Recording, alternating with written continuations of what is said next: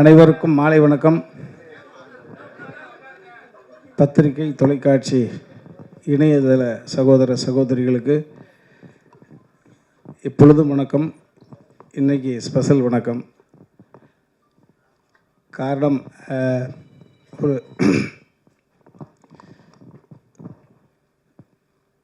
ஒரு தந்தை அப்படின்ற ஒரு ஸ்தானத்திலிருந்து பேசுகிற பொழுது ஒரு நெகிழ்வான விஷயம். இந்த இடம் என்பது நான் நிற்பதற்கு காரணம், மேலே இருக்காங்க அம்மா அப்பா. என்னை இயக்கி கொண்டிருப்பது அவர்கள் வளர்த்த வளர்ப்பு. என்னிடம் ஒன்றுமில்லை. ஸோ அதை நான் தெளிவாக இருக்கேன். நான் ஏதாவது சாதிச்சிருக்கேன் அப்படின்னா அந்த all credit goes to my dad and mom தான். இவன் ஏதாவது சாதித்தால் அது நான் சாதித்ததாக பொருள். இவர்கள் பிறக்கும் குழந்தை சாதித்தால் அது இவர்கள் சாதித்ததாக பொருள். எனக்கு இறைவனிடம் அந்த பொறுப்பை கொடுத்துருந்தேன். எங்கள் பாப்பாவை நான் முதல்ல சந்தித்த பொழுது எங்கள் பாப்பா கிட்ட சொன்னது தான். அதை உங்கள்கிட்ட பகிர்ந்துக்கிறேன். முதல்ல சந்தித்த பொழுது பாப்பா கிட்ட சொன்னது, ஒரு மனிதன் குழந்தையாக பிறக்கிற பொழுது அவனுடைய நிம்மதி என்பது அவங்க தாய் தந்தைக்கிட்ட இருக்குது. அதற்கப்புறம் வீதியில் விளையாட போகிற பொழுது நம்ம யார் கூட விளையாடுறோமோ அவங்கள்ட்ட போகுது அந்த நிம்மதின்ற பால்.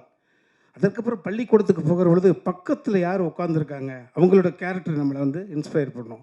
அந்த நிம்மதின்ற பால் அவங்கள்ட்ட போகுது. பாடம் சொல்லிக் கொடுக்கும் வாத்தியார்கிட்ட போகுது. கல்லூரிக்கு போகிற பொழுது அதே தான் தொடருது. நண்பர்கள் யார், பக்கத்தில் இருப்பது யார், யாரிடம் இறைவன் கைகுலுக்க தூண்டுகிறான், யாரிடம் இறைவன் நம்மளை மாணவனாக சேர்க்கிறான். வேலைக்கு போகிற பொழுது நம்மளை விட உயர்ந்த இடத்தில் இருக்கக்கூடிய அதிகாரிகள்கிட்ட போயிடுது அந்த நிம்மதி. இப்படி ஒவ்வொரு நிம்மதியாக போகிற பொழுது அதற்கு அப்புறம் பர்சனல் வாழ்க்கை என்று வருகிற பொழுது நமது நிம்மதிங்கிற பால் நம்மளை கரம் பிடிக்க போகக்கூடிய வாழ்க்கையினுடைய துணைக்கிட்ட போயிடுது, நம்ம மனைவிக்கிட்ட போயிடுது. அதே போல் என் மனைவி கிராமத்தில் கல்யாணம் பண்ணேன், எங்கள் பெரியம்மாவோட பேத்தி. அதற்கு பிறகு என் மனைவி கன்சீவாகிற பொழுது இறைவா என் மூலமாக இந்த சிசு உருவாகியிருக்கு, இந்த பூமியில் பிறக்கிற பொழுது இந்த சிசு ஆரோக்கியமாக பிறக்க வேண்டுமே என்ற நிம்மதி அங்கே போகுது. அந்த என் மனைவியுடைய அந்த கற்பம் சூழ்ந்திருக்கிறப்போது இந்த வயிற்றில் போகுது. அதே மாதிரி அந்த நிம்மதிங்கிற பால் மறுபடி சொல்லண்டு இவன் வயிற்றுக்குள்ளே இருக்கிற பொழுது இவன் ஒழுங்காக பிறக்கணுமே போச்சு. இப்படி தொடர்ச்சியாக போகிற பொழுது என் மகளுக்கு வரன் தேடுகிற பொழுது மருமகன் நல்லா இருக்கணுமே, அவனுக்கு எந்த விதமான அந்த மாதிரி அவன்கிட்ட போச்சு, மருமகன்கிட்ட போச்சு. அந்த மருமகனை தேர்ந்தெடுக்கக்கூடிய உரிமையை கூட என் மகனிடம்தான் கொடுத்தேன். காரணம், ஒருவருக்கு 2 குழந்தை இருக்கலாம், 3 குழந்தை இருக்கலாம். எனக்கு 2 குழந்தை. எப்பா, எனக்கு மருமகன் அமைவதை விட, உங்கள் அம்மாவுக்கு மருமகன் அமைவதை விட, உங்கள் அக்காவுக்கு கணவன் அமைவதை விட உனக்கு மைத்துனன் சரியாக அமைய வேண்டும். நாங்கள் இருக்கும் காலம் வரை எங்களால் இந்த பூமிக்கு படைக்கப்பட்டவர்கள் இணைபெரியாது சந்தோஷமாக இருக்க வேண்டும். ஸோ நீ சொன்னீன்னா மகளை கொடுத்துருவேன். ஸோ அப்படி தான். ஸோ இந்த நிம்மதி என்பது தொடர்ச்சியாக என் மகள் இப்போ இறுதியாக எங்கள் பாப்பாட்ட சொன்னேன், அம்மா இறைவன் நம்மளை அடிக்கடி சந்திக்க வைக்கக்கூடிய சூழ்நிலை உருவாக்கி கொடுத்துட்டான். நிறையா பேச போகிறோம்.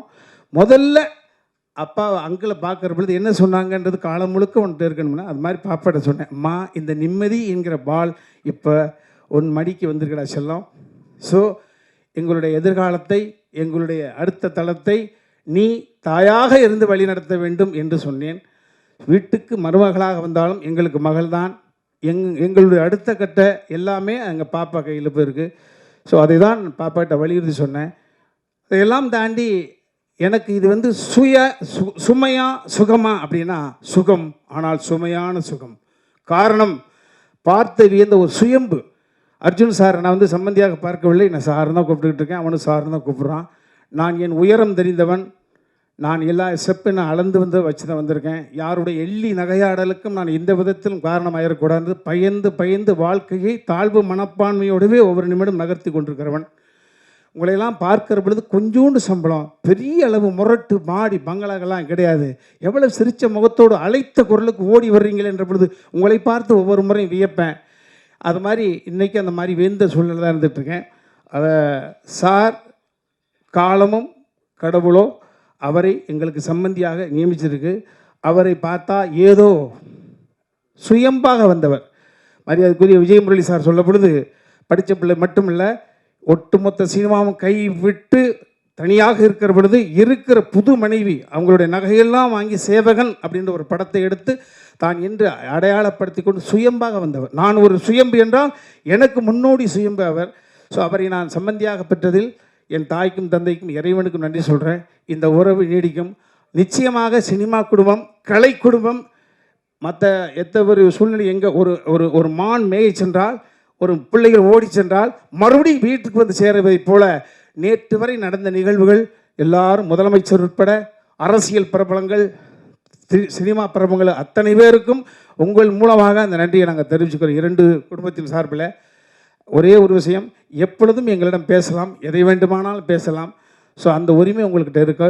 எந்த விதத்திலும் இந்த குழந்தைகளுடைய அடுத்த கட்ட நகர்வுகளுக்கு, எங்களது நகர்வுகளுக்கு எப்படி பின்புலமாக இருந்து அடுத்து எங்களை நகர்த்தி கொடுத்தீர்களோ, இந்த குழந்தைகளையும் எதிர்காலத்தையும் உங்களிடம் ஒப்படைக்கிறோம். நீங்கள் உங்கள் வீட்டு பிள்ளைகளாக இருந்து எது வேண்டுமானாலும் எங்களிடம் சொல்லலாம், உரிமை இருக்கிறது. ஸோ அப்படி உங்கள்கிட்ட அந்த பணிவை மட்டும் வைத்து நான் விடைபெற்றுக் கொள்ள நன்றி.